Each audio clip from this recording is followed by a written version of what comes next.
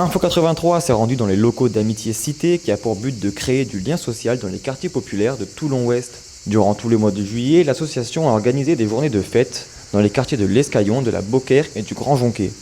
L'association elle intervient auprès des familles en situation de précarité essentiellement, mais pas que. L'idée c'est vraiment de soutenir le budget des familles et leur permettre de réaliser un projet. On est vraiment dans cet accompagnement global avec du soutien et de l'éducation budgétaire et un soutien administratif bien évidemment pour les familles très éloignées de leurs droits. La journée de la fête de quartier qui s'est déroulée le 8 juillet. Ça s'est découpé en deux parties. La première partie, c'était de 10h jusqu'à 18h pour les jeux d'eau. Et la nouveauté, le renouveau de ce quartier d'été, c'était la scène ouverte pour les petits jeunes de quartier qu'on a perdu au fil du temps, puis sont venus chanter auprès du public jeunes et moins jeunes et familles. Ça a duré jusqu'à 22h parce qu'on était limité jusqu'à 22h. Les familles ont adhéré de suite. Ça leur manquait, notamment pendant leur lourde période de charge, de se retrouver tous ensemble. Pareil pour le Jonquet. Le Jonquet, ça s'est décanté sur 3 jours. Le premier jour, c'était une journée associative.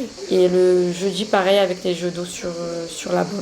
Le but de la Baume, c'était de rassembler les 3 quartiers, le Guilnemer, le Jonquet et la Baume. Donc l'opération a assez bien marché, très bien même. Donc je pense que les objectifs ont été atteints. Moi, après, je suis native du Guilnemer, donc du coup, j'ai une proximité assez plus proche avec les habitants. Et comme je dis, il n'y a qui de mieux que les habitants pour parler des habitants. Donc du coup, je me sens autant impliquée parce que je suis habitante et en même temps dans mon cadre professionnel. Mais je suis le témoignage de mon quartier, on va dire.